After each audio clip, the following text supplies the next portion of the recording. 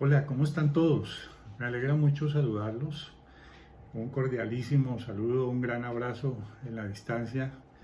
Espero que todos estén bien guardados, protegidos, cuidados, prosperados en el Señor y que estén todos como debemos estar los creyentes, confiando en nuestro Dios, en nuestro Señor, en el Dios de Israel, que es el que de alguna manera ha decretado este tiempo para el mundo entero y de manera especial para la iglesia, y que pues todo lo que estemos viviendo sea también provecho para nuestro espíritu, para nuestra vida espiritual, que creo que es lo más importante, porque pues la vida natural, la salud, claro, hay que cuidarla, pero la vida espiritual tiene un tiempo también de peligro, de riesgo, y hay que también tomar las medidas para que la mantengamos preservada, la mantengamos sana.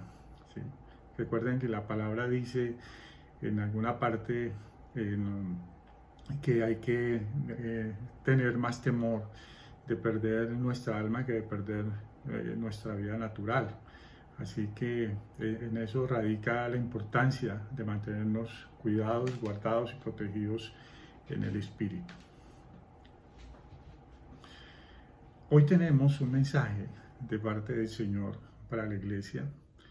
Hoy tenemos una historia que todos conocemos, pero que de alguna manera está escrita y está allí en la palabra para mostrarnos un camino que a veces, digamos, no lo entendemos muy bien o nos preguntamos mucho, nos cuestionamos mucho acerca de él, pero que hoy por hoy es de vital importancia poder entenderlo en la manera como Dios lo tiene determinado.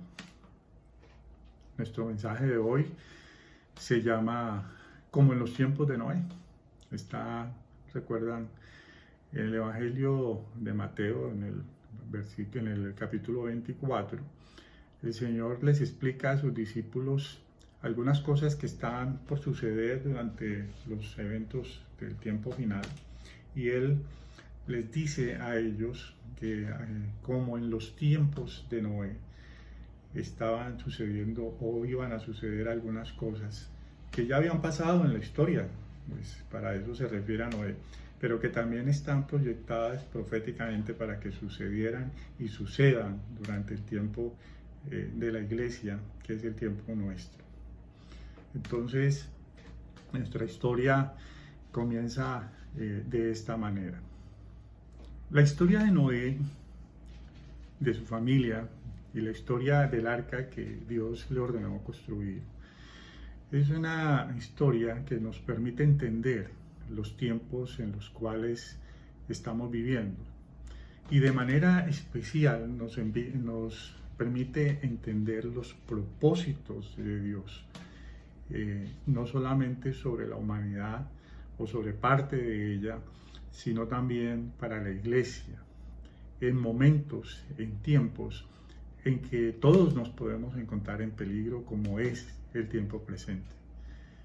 Esta historia nos cuenta de alguna forma también cómo Dios actúa cuando hay un ambiente de maldad generalizada, cuando hay una contienda directa contra Él y cuando el hombre empieza a desviarse de los caminos que tiene que recorrer, de los caminos que le han sido trazados para poder seguir conforme a la voluntad de Dios.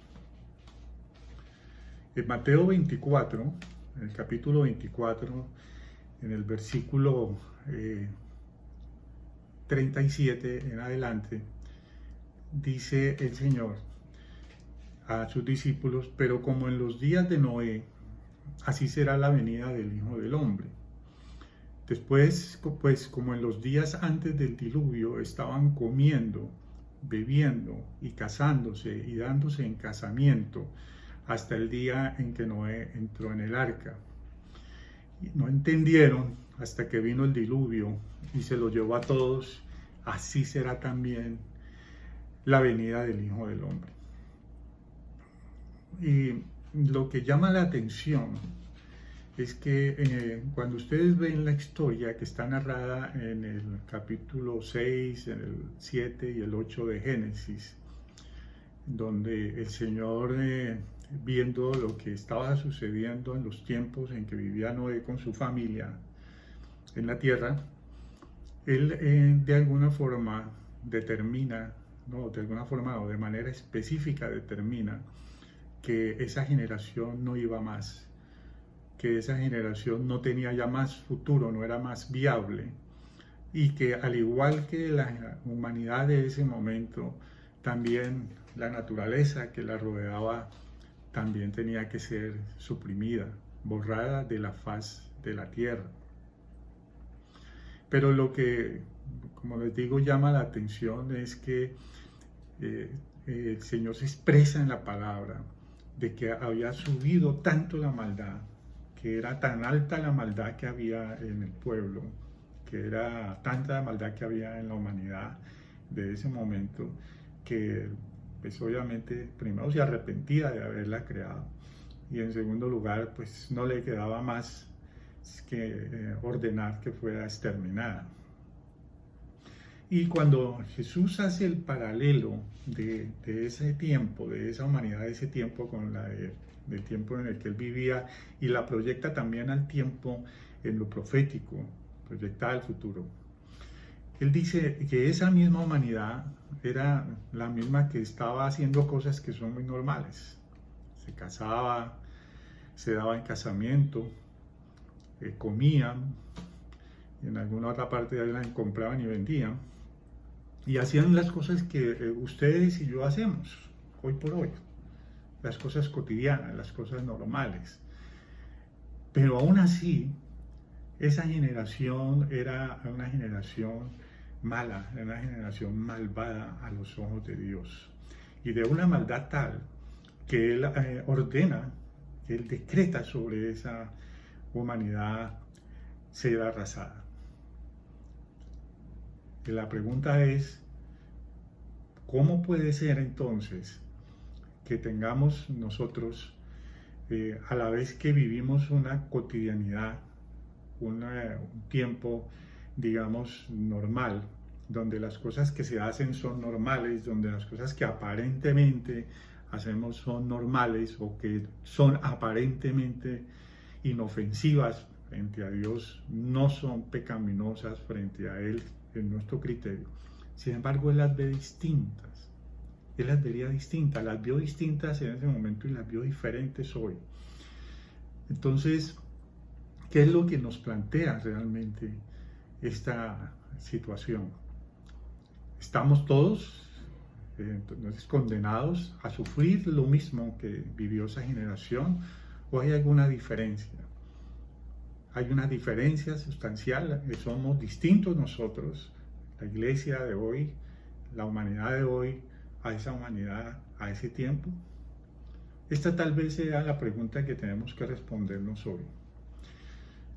Recordemos primero que Jesús, dentro de su recorrido, nos cuenta en los evangelios, un hombre lo saluda y le dice maestro bueno, o buen maestro, buen rabí, y él inmediatamente responde: no, nadie es bueno, el único bueno es mi Padre.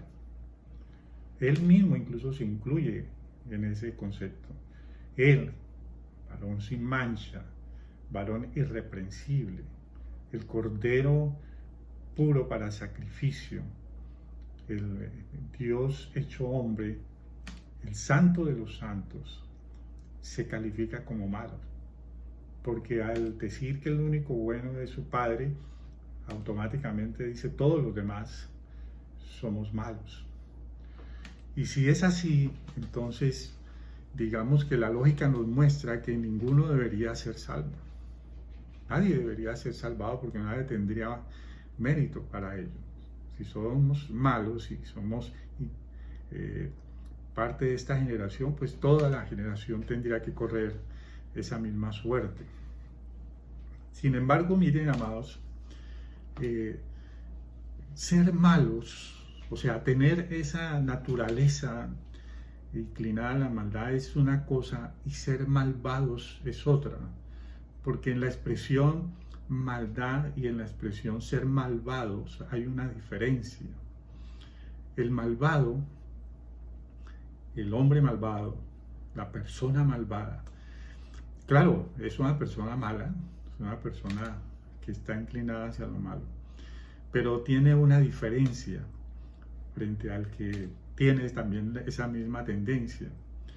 Porque en el malvado hay una intención deliberada, pensada, y una decisión tomada de apartarse de Dios, de desobedecer a Dios, de apartarse de sus mandamientos, de ir en contra de ellos.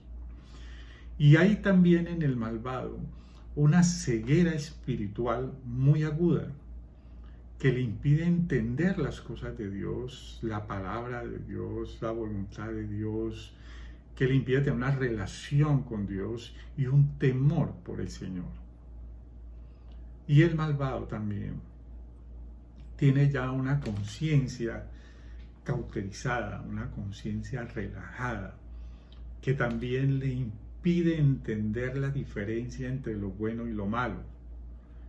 El malvado no tiene esa capacidad de entendimiento, no tiene ese lindero trazado en donde él pueda ver que esto es bueno y que esto es malo, y irse hacia lo bueno o irse hacia lo malo teniendo ese conocimiento. Porque su conciencia está tan impedida de llegar a hacer ese razonamiento, de tomar una medida sobre ese punto, que ya todo lo que hace es hacia lo malo.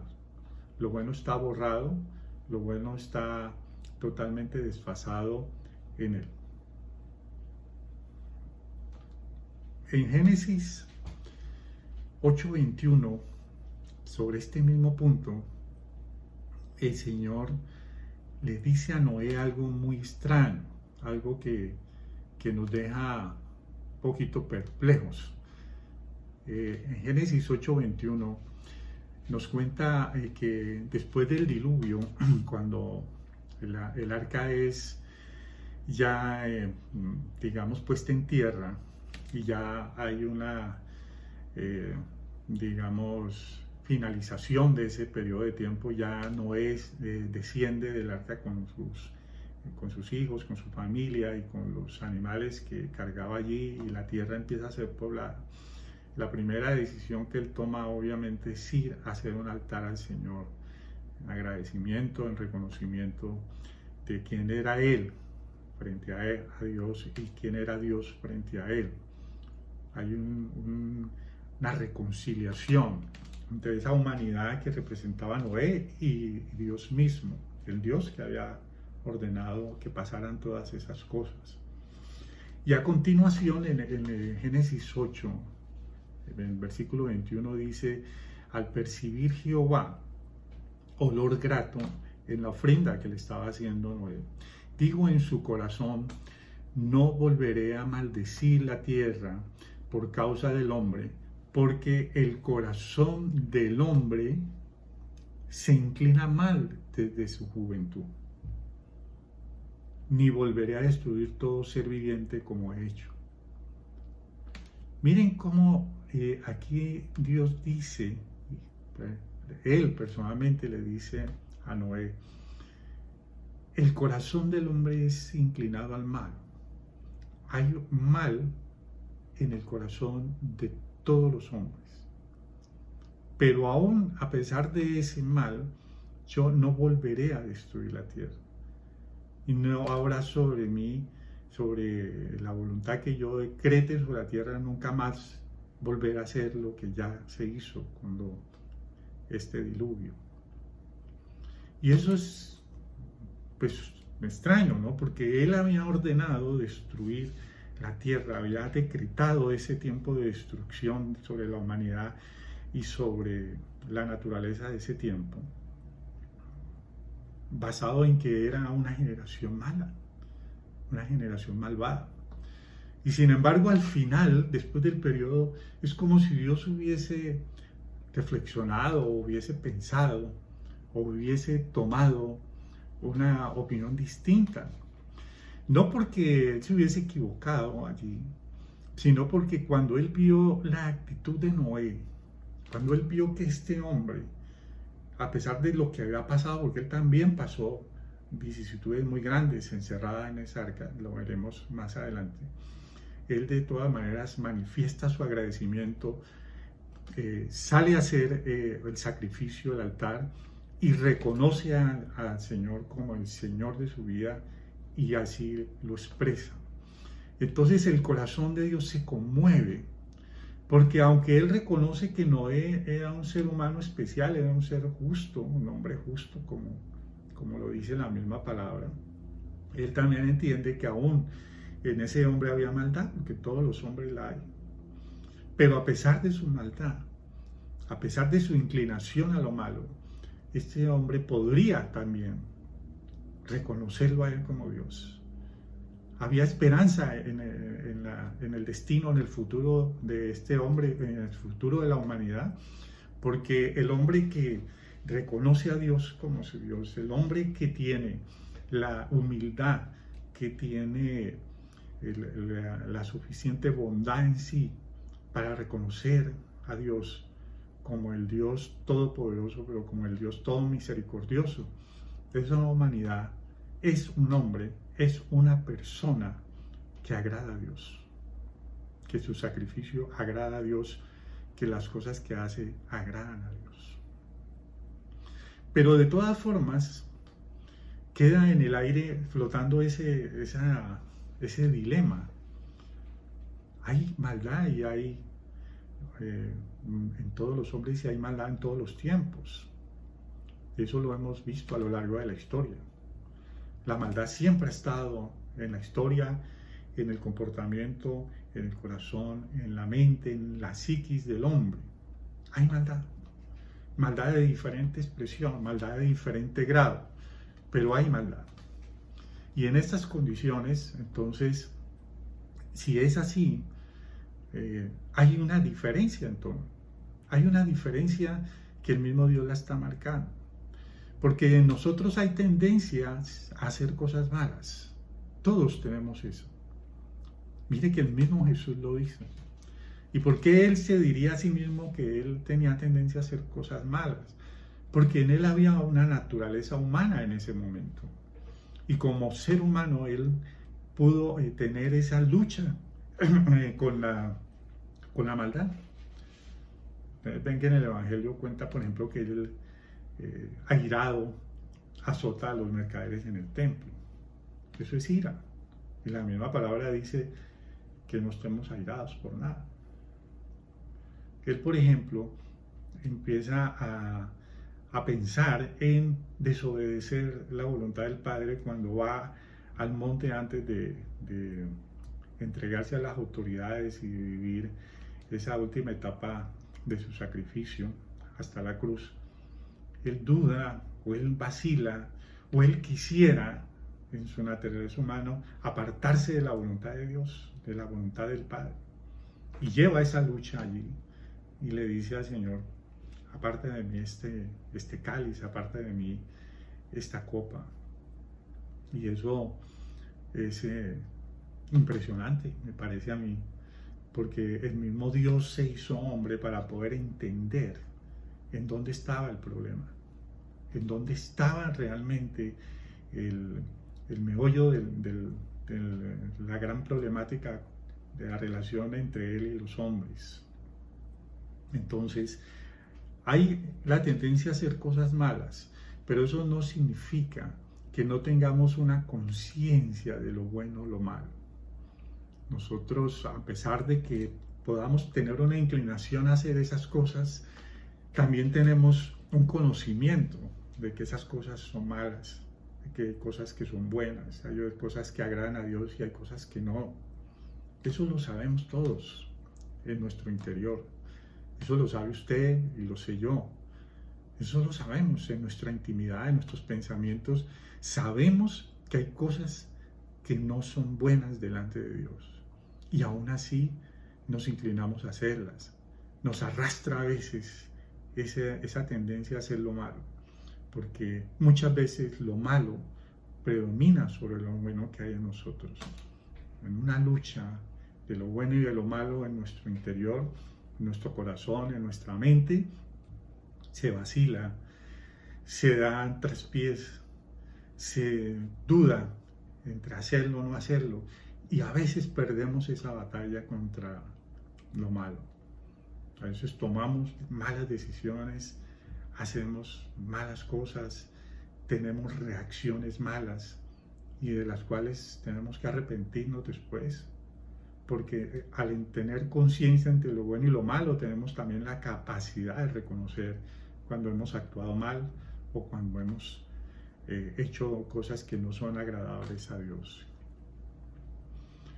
Pero este dilema, estas cosas que están en este punto, yo creo que las podemos ver de una manera más clara en este pasaje cuando Pablo reflexiona y habla sobre estos aspectos. Vamos a leer Romanos 7, versículo 14 al 20. Dice así: sabemos que la ley es espiritual, pero yo soy carnal, dice Pablo, pero yo soy carnal y vendido al pecado. Eso es tremenda humildad, ¿no es cierto?, en la reflexión, tremenda humildad en el conocimiento propio, tremenda capacidad de examinarse uno mismo, tremenda forma de hablar delante de Dios y decir de entrada: yo soy malo, soy carnal y estoy vendido al pecado. Dice en el 15, lo que hago no lo entiendo. Lo que hago no lo entiendo. Pues no hago lo que quiero, sino lo que detesto. Eso hago. Pablo dice, yo quiero hacer lo bueno, porque conozco de lo bueno, pero no entiendo por qué a pesar de querer hacerlo, termino haciendo lo malo. Y eso yo lo detesto, yo detesto hacer lo malo, me hace sentir mal, estoy mal conmigo mismo, estoy mal con el Señor, estoy mal con los demás, estoy mal con todo el mundo. Y sin embargo lo hago. Y lo detesto hacer, pero termino haciendo. Y si lo que no quiero, esto hago, apruebo que la ley es buena. Pablo llega incluso al extremo de decir, y termino haciendo lo que no quiero. Por eso, cuando yo hago eso, entonces de alguna manera yo le doy justificación a que exista una ley que me diga qué es lo bueno y qué es lo malo, y que hay unas consecuencias cuando hago lo bueno y unas consecuencias para cuando hago lo malo. Porque si esa ley no existiera, a mí se me dificultaría hacer lo bueno, porque perdería en algún momento la capacidad de diferenciarlo. Pablo lo que dice es gracias por el semáforo, gracias por la luz roja del semáforo, porque gracias a esa luz que se prende en el momento dado, yo sé que tengo que detenerme. Y gracias por la luz verde, porque esa me indica que ya puedo seguir. Y en esa ley, esa norma, porque un semáforo es ley, entonces yo me puedo, digamos, confirmar en que lo que estoy haciendo es bueno o malo porque está conforme a la ley. Y por tanto la ley es buena porque me ayuda en ese proceso.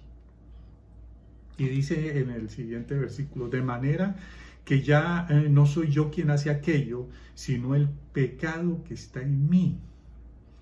Entonces la reflexión de Pablo llega mucho más allá, va mucho más profunda, porque dice, si yo necesito una ley para entenderlo, porque definitivamente en mis propias fuerzas no lo puedo hacer, entonces hay algo en mí que me domina, hay algo en mí que me controla, hay algo que me inclina a lo malo, y ese es el pecado, ese gusto por el pecado, esa connivencia con el pecado, esa relación con el pecado es la que me lleva a pecar.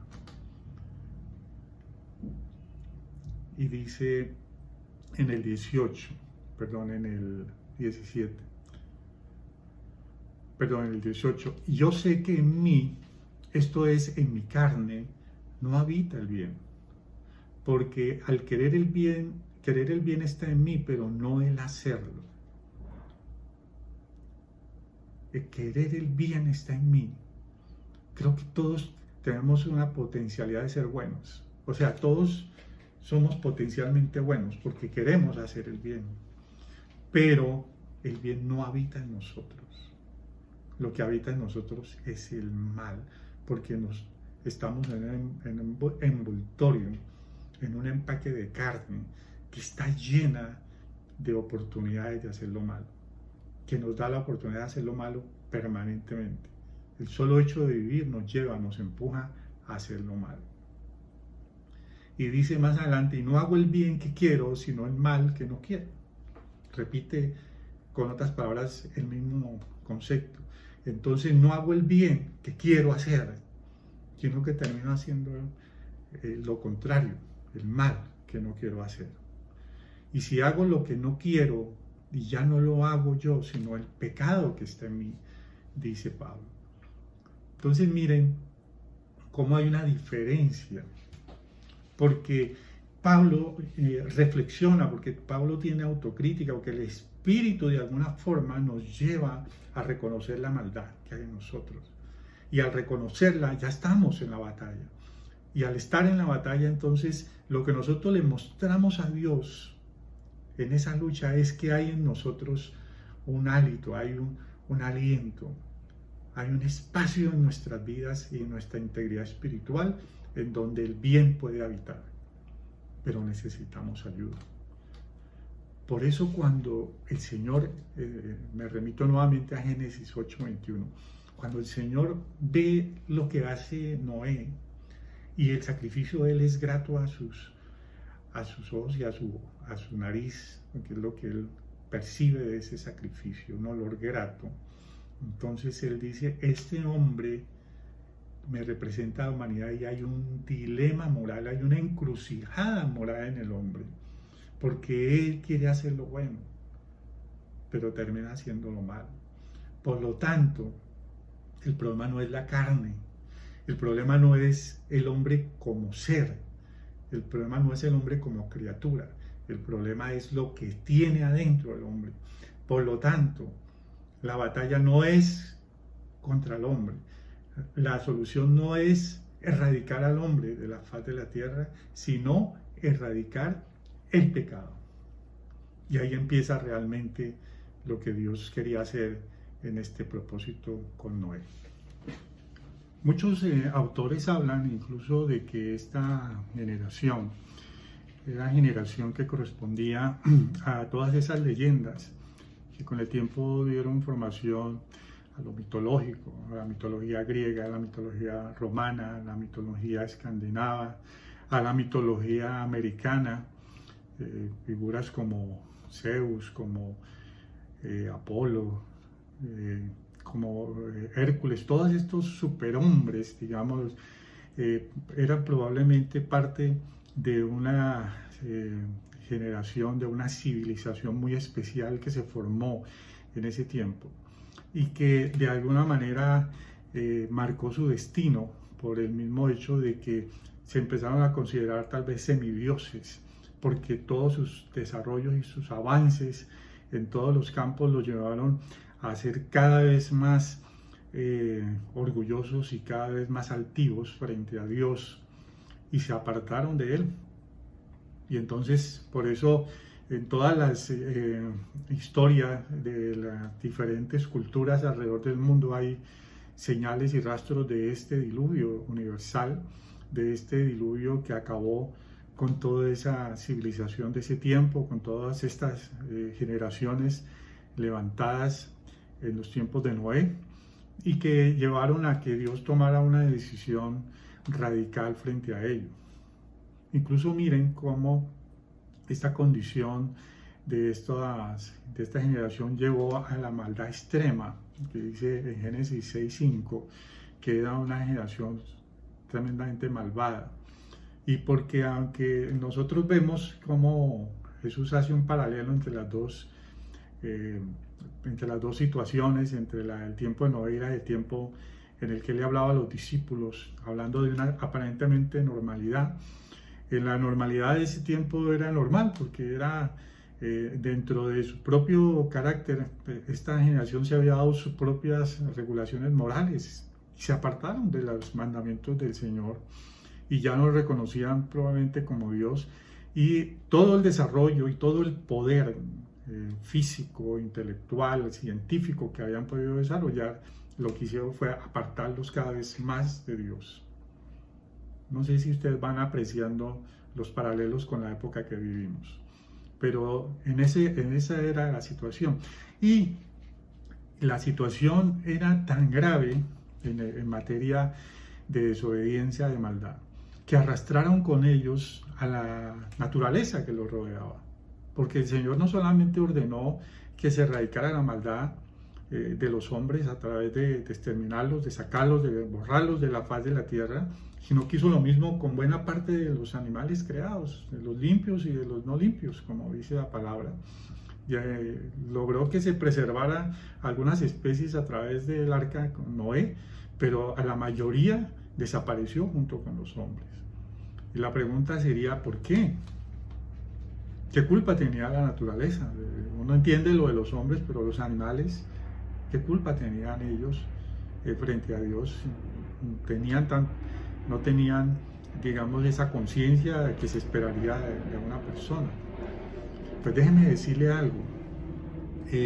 Se dice que probablemente en escritos antiguos que estas civilizaciones antiguas de ese tiempo llegaron a perfeccionar tanto la ciencia, la tecnología, que empezaron a hacer cruces en ellos mismos con animales, de que tenían la capacidad de cruzar especies y de que el hombre y el animal se empezara a fusionar. De allí también las figuras mitológicas que conocemos, los centauros, los minotauros, las sirenas, que eran mezcla de hombre y animal. Entonces, ¿qué fue lo que pasó?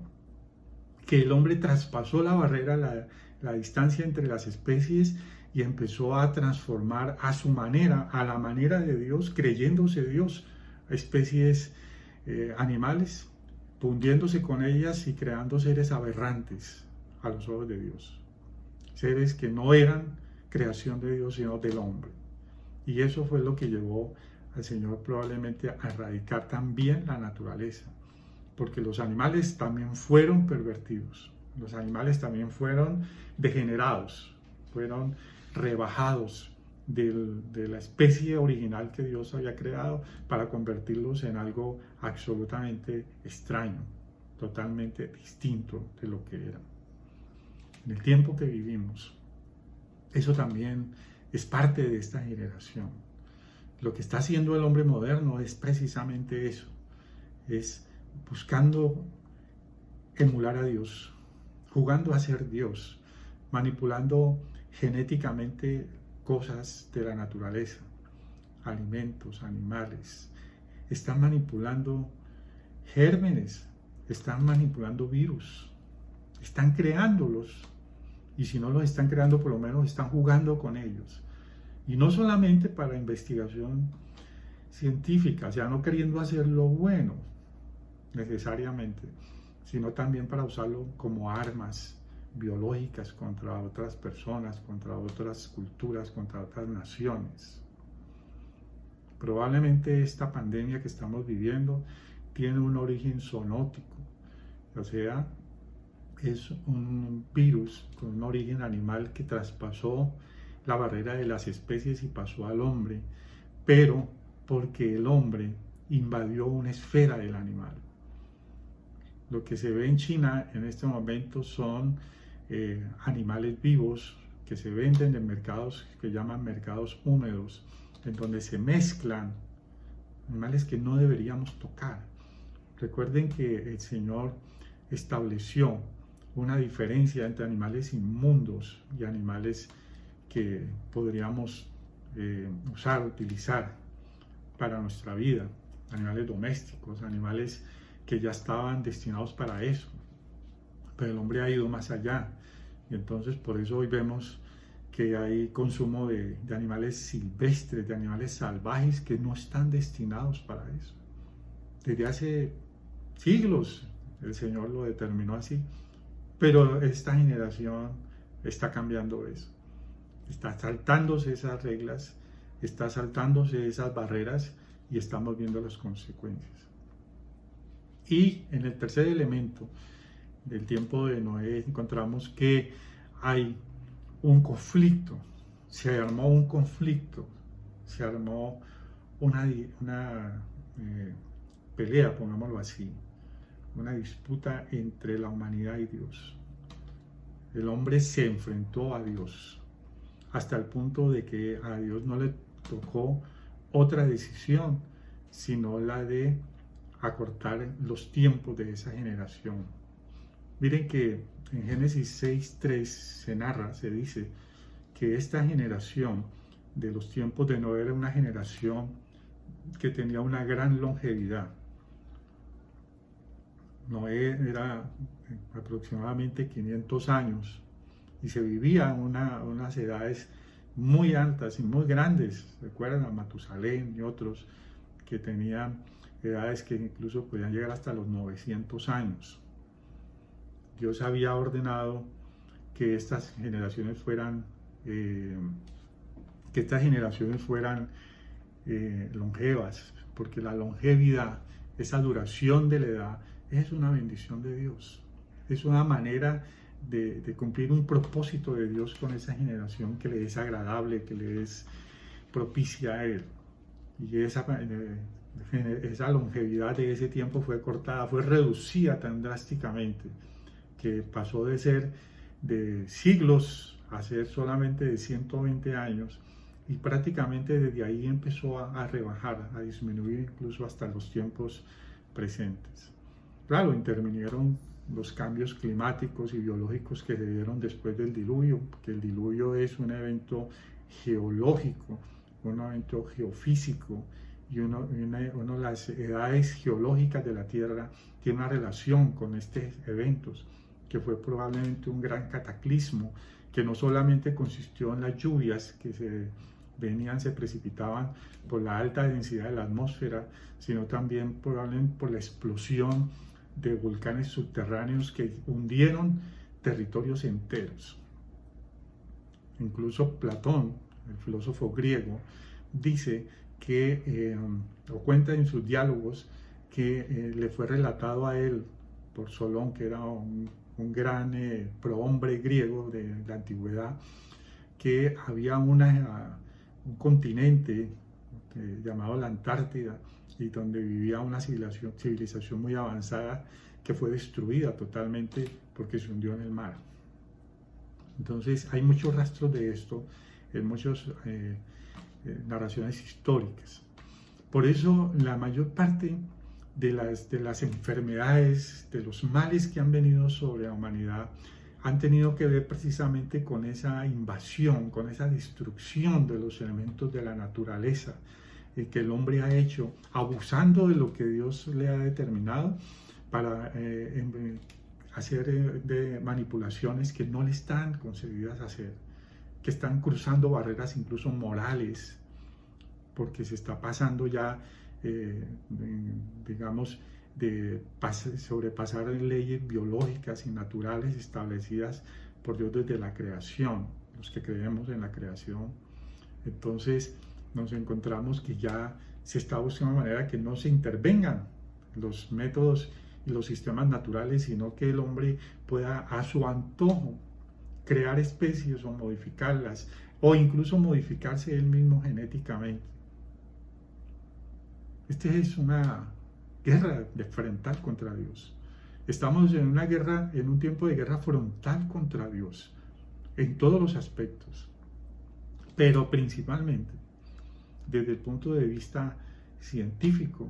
Se ha hecho la base para negar la existencia de Dios, para impulsar el ateísmo, para decirle a las generaciones nuevas que no debe creerse en Dios, porque eso es absurdo, porque es retrógrado, porque no tiene fundamento, porque es primitivo creer en un Dios que creó la naturaleza, que creó el universo, que lo que hay que creer es en la ciencia, y la ciencia se ha convertido en el nuevo oráculo, en el nuevo templo, en los nuevos sacerdotes. Ahora, la decisión de Dios de exterminar en los tiempos de Noé a las generaciones de ese tiempo y a la naturaleza tenía que ver con la maldad y con la violencia que había en ellos, que estaba tan extendida y que se había vuelto prácticamente irreversible. Eso también tiene que ver con nuestra época. Nosotros somos una generación muy violenta, y no me refiero tanto a las guerras, que son las comparaciones que se hacen, porque si eso lo comparamos tal vez vivamos en un siglo muy pacífico. Me refiero a muchos tipos de violencia que se han desarrollado y que se han descubierto ahora. A violencias contra determinadas personas, contra mujeres, contra los niños, contra los ancianos. Violencias de carácter psicológico, violencia de carácter emocional. Mucha violencia se ha extendido entre nosotros. Y aunque no hayan unas guerras formales de país contra país, que seguramente se van a dar, porque así está decretado en la palabra, lo que se está viendo son violencias internas en las familias, en las sociedades, en donde los más débiles están siendo cada vez más perseguidos y cada vez más exterminados.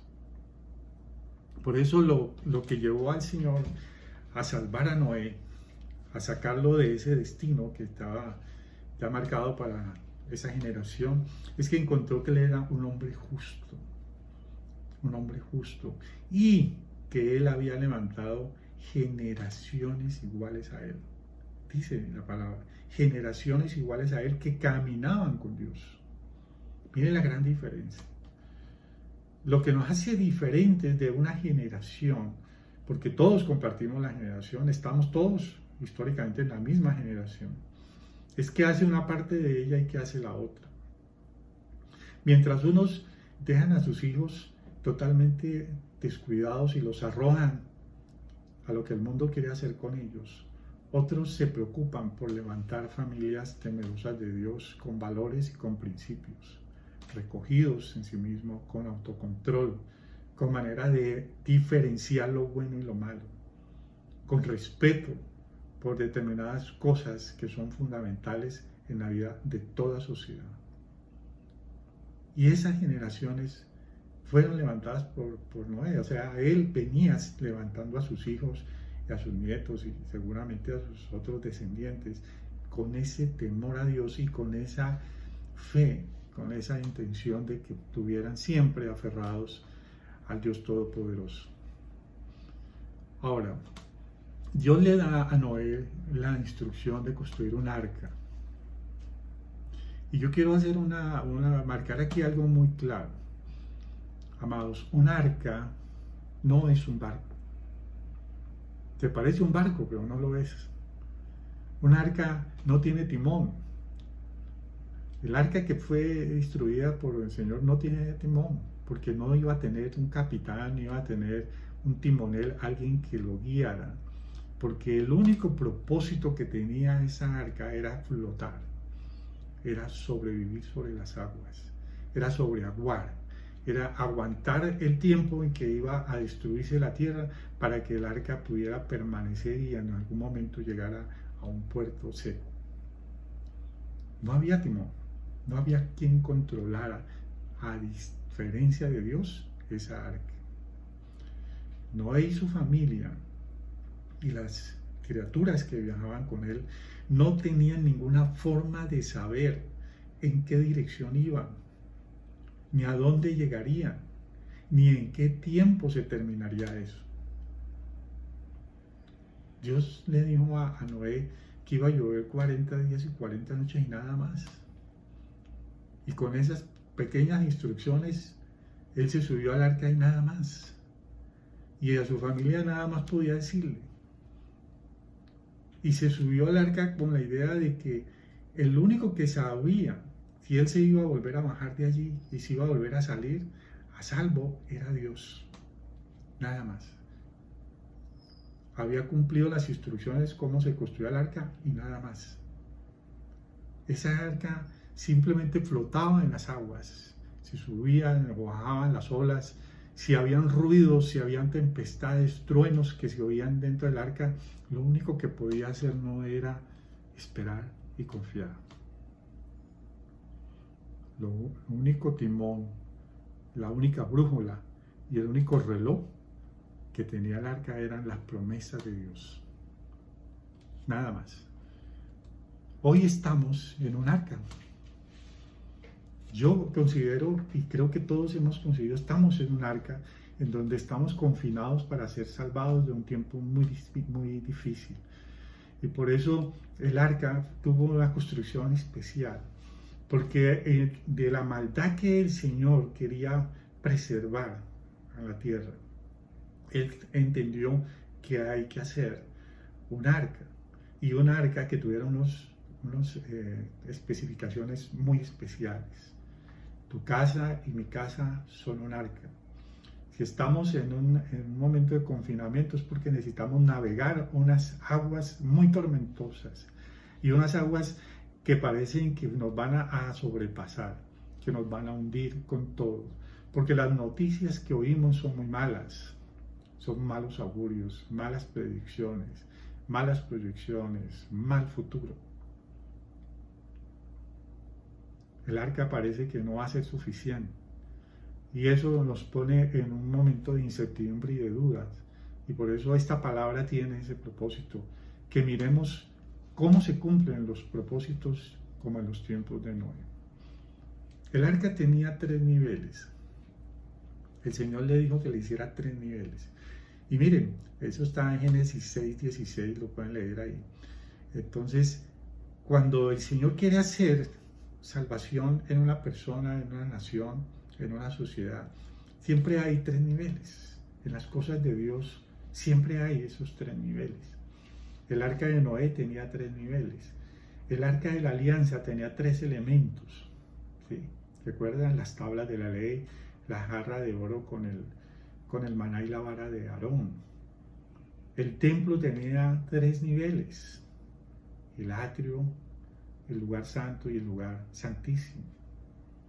Jesús les dijo en Juan 14:6, dice, Jesús les dice a sus discípulos: yo soy el camino, la verdad y la vida. 3 niveles. El camino, la verdad y la vida. Y la misma configuración de la divinidad de Dios está en 3 personas: el Padre, el Hijo y el Espíritu Santo. 3 niveles. Y en esos 3 niveles está representado la manera como Dios le instruyó a Noé cómo manejar su cotidianidad mientras estaba en esa arca. Y nos dice a nosotros hoy cómo va a obrar para poder sanar lo que tiene que ser sanado. Él le dijo a Noé: haz un nivel bajo, haz un nivel medio y haz un nivel alto. O sea, 3 pisos. En el nivel bajo viajaban los animales, los que habían sido subidos al arca. En el nivel medio estaban, digamos, las habitaciones de la familia, el lugar donde ellos comían, donde dormían. Y el nivel alto, el aposento alto, era el lugar donde estaba la ventana, la puerta, sobre todo la ventana a través de la cual él podía vislumbrar y poderse comunicar al momento indicado para saber si los tiempos habían cambiado o no. El nivel bajo representa el nivel de la naturaleza, de lo natural, y las necesidades del hombre, las necesidades básicas nuestras, el tiempo, el lugar donde se desarrolla nuestra vida natural, nuestras necesidades de hambre, nuestras necesidades de sed, todas las que necesitamos para estar bien, incluyendo nuestra salud. Eso también es parte de la obra del Señor, porque allí Él hizo una selección. Cuando Él ordenó que los animales subieran, los separó a unos de una forma y de otros, y entonces unos fueron destruidos y otros fueron salvados. Y limpió la naturaleza, porque esos mismos animales entraron a repoblar de una manera limpia, una tierra limpia, que el Señor había ordenado a través del diluvio. En lo natural el Señor también quiere ser selectivo y limpiar. Muchas cosas de nuestra entidad natural que tienen que ser sanadas, pero sobre todo tienen que ser limpias. Tienen que ser limpias. Tienen que sanar esta manera como nosotros nos relacionamos con la naturaleza. En el nivel medio encontramos el nivel de lo afectivo, de lo emocional, de la familiar.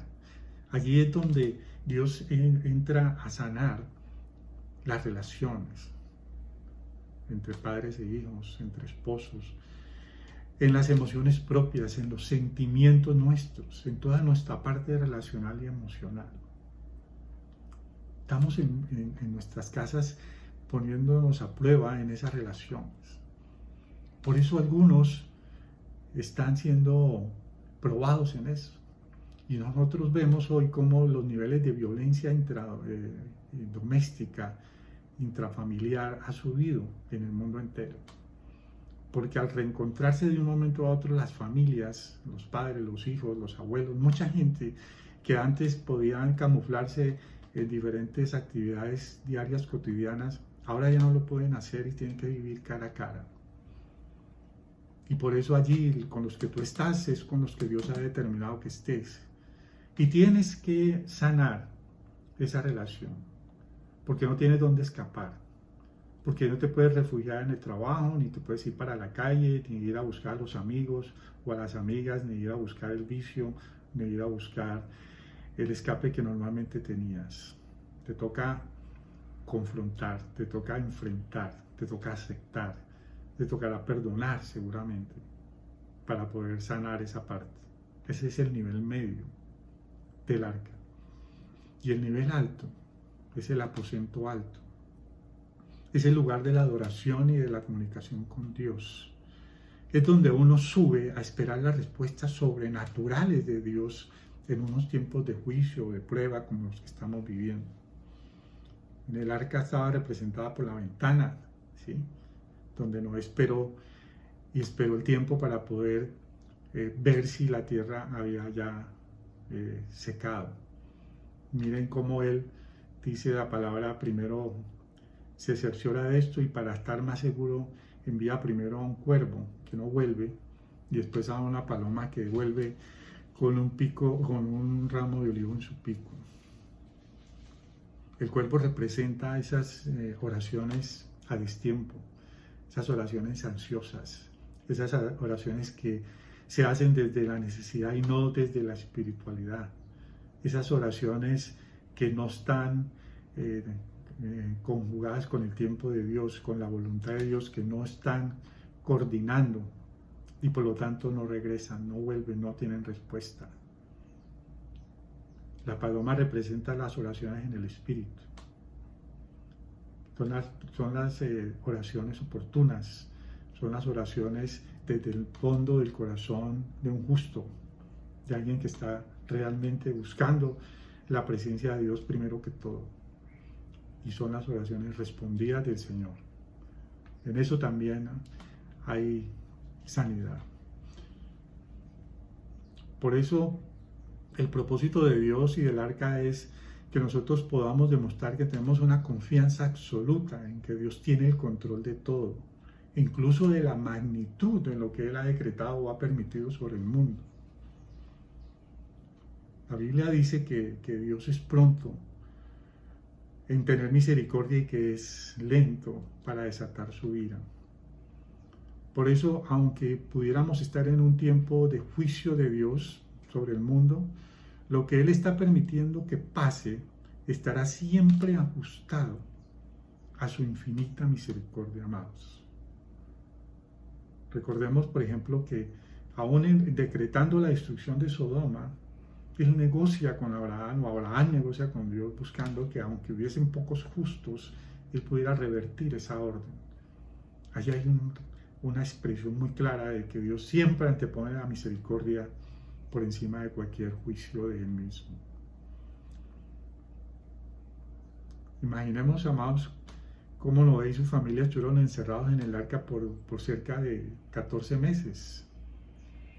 Y que al pasar todo ese tiempo, nunca le fue revelado a Noé por parte de Dios nada diferente a lo que ya le había dicho.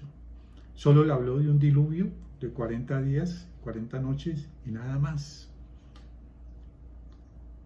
Por eso cada día que pasó después de ese tiempo, porque fueron 14 meses, cada día que pasó después del tiempo que él calculaba que eran los 40 días y 40 noches, era una incertidumbre total para Noé y era una nueva prueba de su fe y de su confianza en Dios. Porque él tenía la confianza absoluta de que Dios cumpliría su promesa de salvarlo a él y a su familia. Es lo mismo que vivimos hoy. Nos decretaron una cuarentena y después otra, y tenemos días y días en que no sabemos al final cuándo se va a terminar esto. Pero nosotros no dependemos de lo que nos diga ni el gobierno, ni los científicos, ni los mensajes de WhatsApp, ni los mensajes de YouTube. Nosotros dependemos de Dios, amados. Es Él el que ha decretado este tiempo y Él es el que lo termina. Nosotros lo que nos corresponde es hacer lo que hizo Noé, confiar allá y entregarse a esa sanidad de su alma, de su corazón, que le permitió, una vez terminado el tiempo de cuarentena, salir a adorar a Dios, salir a dar sacrificio grato a Él, en señal de que era absoluta su confianza y su fe en lo que Él había dicho y que eso había sido recompensado con la salvación de Él y de su familia. Noé no tenía ni la menor idea cuándo iba a terminar el diluvio, ni el momento en que podría saltar a la tierra, ni el lugar donde lo iba a llevar el arca. Solo era él, su familia y su fe en Dios. Hoy estamos en la misma situación. No sabemos para dónde va el mundo, amados. No sabemos si hay realmente planes extraños, siniestros, ocultos detrás de todo esto. No sabemos si tiene o no vacuna o solución el virus. No sabemos cómo va a terminar la economía nuestra, la familiar, la ciudad, la del país, la del mundo entero. Todo es incertidumbre y todo es duda. Pero la gran diferencia entre el mundo, que se debate con todas esas dudas, y nosotros, es que nosotros estamos en las manos de Dios y allí estamos a salvo. No dependemos de gobiernos, ni de estados, ni de políticas, ni de cálculos económicos. Sencillamente solo estamos esperando lo que Dios haya determinado. Ninguna conspiración, ningún virus, ninguna pandemia, ningún acto de gobierno, ningún poderoso, por mucho dinero que tenga, se podrá oponer a los planes de Dios. El tiempo se cumplirá en los tiempos de Dios, y el tiempo que Dios tenga determinado, ese tiempo es el que tú tienes que aprovechar para que ahí en el arca, en los 3 niveles que Dios ha decretado que haya, te esté sanando, esté lo natural sanándose, tu cuerpo reposando, tu mente descansando, tu tiempo de parar en el frenesí que de pronto te está causando enfermedades físicas, es el tiempo de parar, de reposar y de tener paz. Es el tiempo de sanar la relación en tu familia, con tu esposa, con tu esposo, con tus hijos, con tus padres, con quien estés. Es el tiempo de que esas relaciones se sanen. Es el tiempo de examinarse, como hacía Pablo, en qué estaba lo bueno y qué era lo malo, y cómo te dominaba lo malo y lo bueno no lo hacías.